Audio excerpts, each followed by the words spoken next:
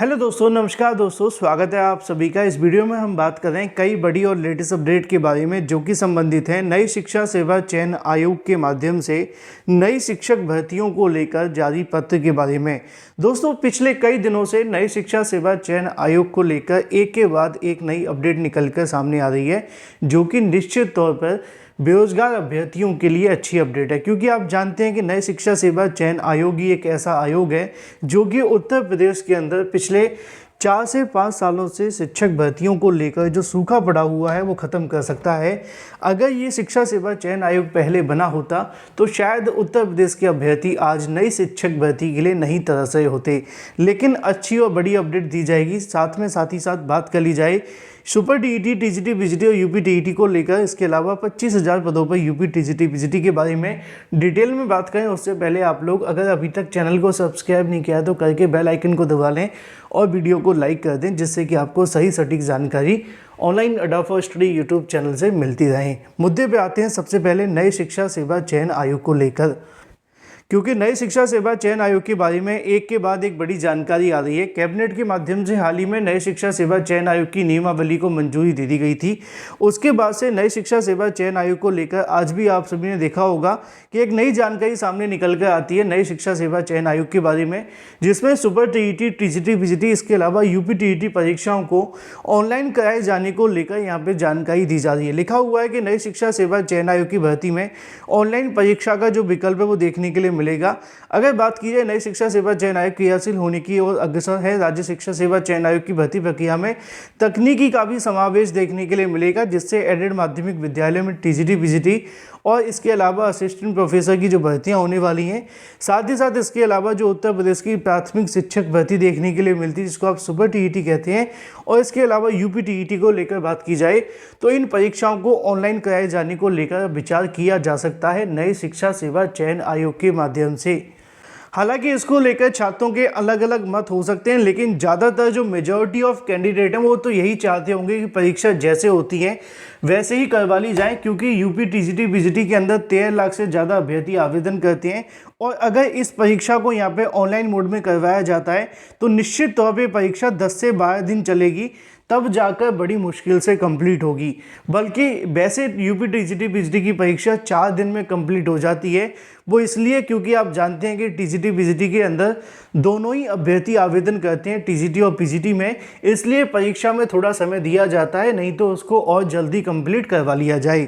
लेकिन बड़ी चीज़ ये है कि अब नई शिक्षा सेवा चयन आयोग के माध्यम से इसको लेकर जल्द निर्णय लिया जाएगा, जब वो गठन होने के बाद अध्यक्ष और सदस्य वहाँ मौजूद होंगे और परीक्षा नियंत्रक के माध्यम से इस पर फैसला लिया जाएगा कि नई टीजीटी, पीजीटी जो भी निकाली गई है या फिर जो आने वाली है और जो सुपर टीईटी और यूपी टीईटी है उसको ऑनलाइन करवाना है या पहले की तरह ऑफलाइन ही होना चाहिए। लेकिन ज़्यादातर अभ्यर्थियों का जो कहना है और समझना है, और मेरा भी ऐसा मानना है कि ऑफलाइन माध्यम में जब धांधली भ्रष्टाचार होते हैं तो ज़्यादा जल्दी पकड़े जाते हैं, जबकि ऑनलाइन में जब धांधली भ्रष्टाचार हो जाता है तो इसकी जानकारी बहुत कम अभ्यर्थियों को मिल पाती है और सबूत तो मिलते ही नहीं है कि धांधली हुई है या नहीं।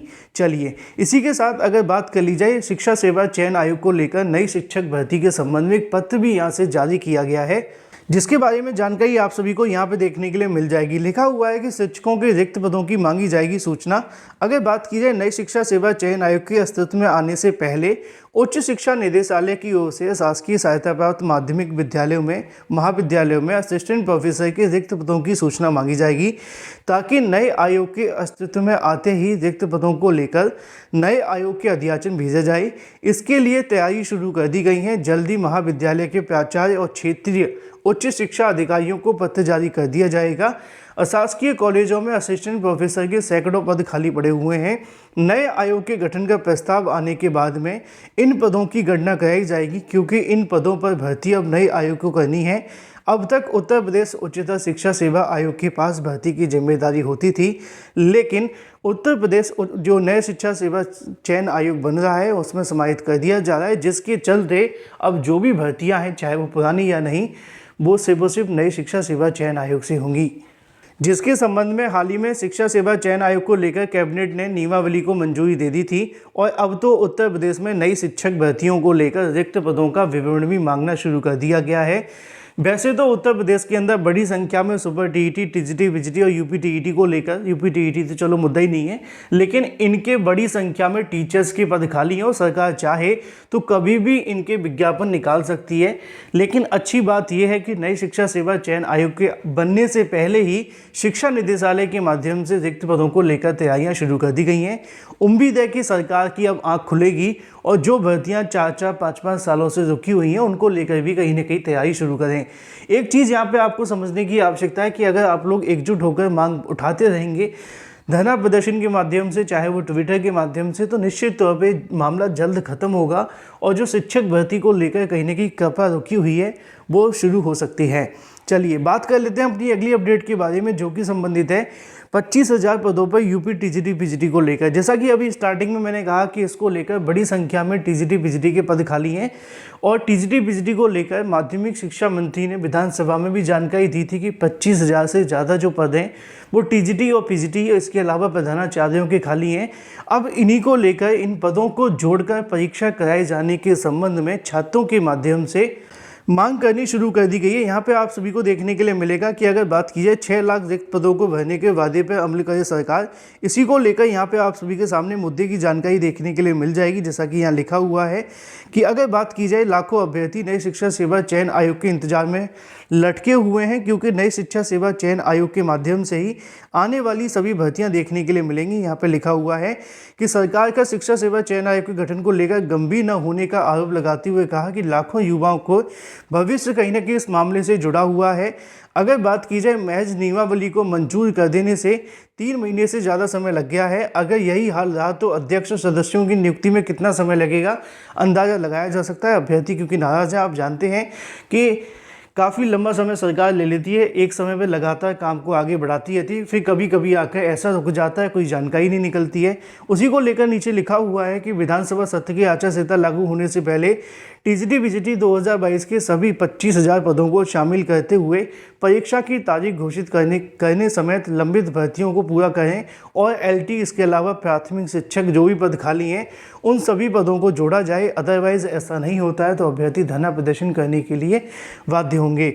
निश्चित तौर पर टीजीटी पीजीटी के अंदर बड़ी संख्या में पद खाली हैं। अगर इसको इसी भर्ती में जोड़ा जाता है तो ये नए अभ्यर्थियों के लिए थोड़ा नुकसानदायक होगा, लेकिन अगर इसी भर्ती में जोड़कर उनसे आवेदन ले लिए जाएं तो उनके लिए फ़ायदेमंद साबित होगा। लेकिन अगर पदों को जोड़ा जाता है तो दोनों ही अभ्यर्थियों को बेनिफिट मिलेगा। आपकी राय क्या है कमेंट करके बताएं।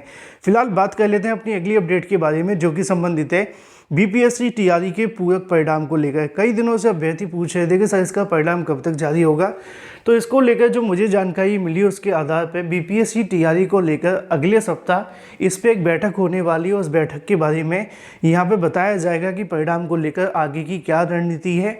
अभी तक 4,700 पदों को लेकर जानकारी दी गई है, यानी कि सिर्फ 4,700 पद ही हैं, लेकिन अभ्यर्थी इस बात का विरोध करें। उनका कहना है कि बड़ी संख्या में जब टीचर्स के पद खाली रह गए तो सिर्फ 4,700 पदों पर ही पूरक परिणाम क्यों। आपकी मांग क्या है कमेंट करके बताएं। Thank you for watching this video.